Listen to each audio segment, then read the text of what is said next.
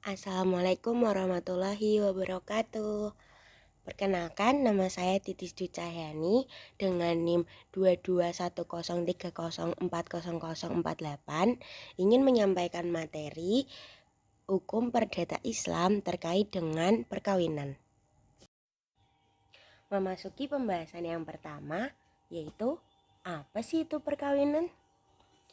Menurut pasal 1 Undang-Undang Nomor 1 Tahun 1974, perkawinan ialah ikatan lahir dan batin antara wanita dan laki-laki yang bertujuan untuk membentuk suatu rumah tangga yang bahagia dan berdasarkan ketuhanan yang Maha Esa.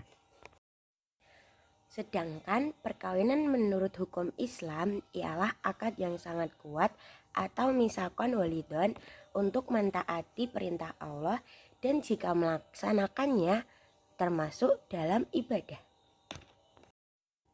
Selanjutnya memasuki pada hukum pernikahan.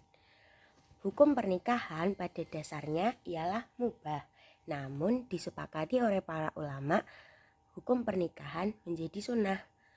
Namun sesungguhnya hukum pernikahan itu sesuai dengan kondisi pelakunya. Semisal, hukum pernikahan akan menjadi wajib jika orang itu telah mempunyai perekonomian mampu dan mempunyai hasrat seksual untuk dipenuhi.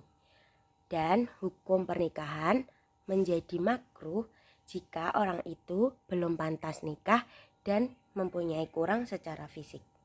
Dan ia akan menjadi sunnah jika ia telah siap dan ada keinginan untuk menikah. Dan akan haram jika tidak ada kesiapan, tidak ada keinginan, tidak ada hasrat, tidak memenuhi ketentuan dan syarat, dan hanya bisa merugikan pasangan atau akan berakibat merugikan pasangan. Dan bisa menjadi mubah jika tidak ada keinginan tetapi tidak juga merugikan pihak lain. Lantas bagaimana dengan wanita yang telah hamil di luar nikah? Apakah perkawinannya itu diperbolehkan atau tidak ya? Jawabannya ada berbagai perspektif dari berbagai madhab. Yang pertama, madhab Syafi'iyah memperbolehkan mengawinkan wanita hamil di luar nikah dengan laki-laki yang bukan menghamilinya sebab kandungan itu tidak sah nasabnya. Dan dari madhab Hanafiyah berpendapat bahwa membolehkan mengawinkan wanita zina dengan laki-laki yang menzinanya atau menghamilinya baik hamil maupun tidak hamil. Namun jika hamil tidak boleh menggaulinya sampai melahirkanlah anaknya. Dan dari madhab Malikiyah berpendapat bahwa tidak boleh mengawinkan dengan wanita zina sebelum wanita itu bersih dari perbuatan zinanya dengan 3 kali haid atau setelah lewat 3 bulan setelah dinyatakan hamil. Dan yang terakhir yaitu dari madhab Hambaliyah berpendapat bahwa tidak membolehkan mengawinkan wanita zina baik hamil maupun tidak hamil dengan laki-laki yang mengetahui keadaannya. Lantas bagaimana perspektif Undang-Undang Perkawinan dan KHI? Dalam pasal 42 Undang-Undang Perkawinan disebutkan bahwa anak sah adalah anak yang dilahirkan dalam atau akibat perkawinan yang sah.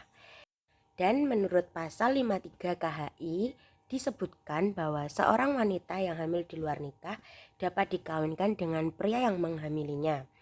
Perkawinan dilangsungkan tanpa menunggu kelahiran anaknya dan dilangsungkan boleh saat wanita itu hamil, tidak perlu diperkawinkan ulang saat anaknya sudah lahir.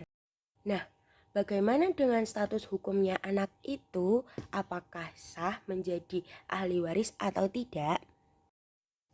Jawabannya adalah tidak ada hubungan nasab kepada laki-laki yang mencampuri ibunya secara tidak sah. Jadi untuk perbuatan zina itu tadi menyebabkan anaknya tidak mempunyai nasab ke ayahnya dan tidak juga saling mewarisi. Jadi anaknya itu tidak dapat warisan dari ayahnya, begitupun sebaliknya, anaknya juga tidak mempunyai kewajiban untuk mewarisi ayahnya. Lalu tidak dapat pula menjadi wali bagi anak zina atau anak luar nikah. Nah, jadi laki-laki yang mencampuri ibunya secara tidak sah itu tadi tidak bisa menjadi wali untuk anak hasil zinanya itu tadi. Nah, bagaimana sih untuk kasus yang sering terjadi yang sudah hamil di luar nikah dan akhirnya dinikahkan secara sah? Apakah anaknya tetap tidak mendapat nasab dari bapaknya? Namun ada penjelasan lebih lanjut terkait hal ini dalam kitab Uyunul Masail Nisa, yang di situ menjelaskan bahwa jika akad dengan jarak kelahiran anaknya itu melebihi dari 6 bulan, maka anaknya itu boleh dinasabkan ke bapaknya. Dalam artian jika pernikahan kedua orang tuanya itu tidak lebih dari 3 bulan usia kehamilan anaknya. Jadi nanti setelah akad masih ada usia 6 bulan lagi untuk jarak antara akad dan kelahiran, agar bisa dinasabkan ke bapaknya dan menjadi pewarisnya. Sekian dari saya, mohon maaf jika banyak salah kata. Wassalamualaikum warahmatullahi wabarakatuh.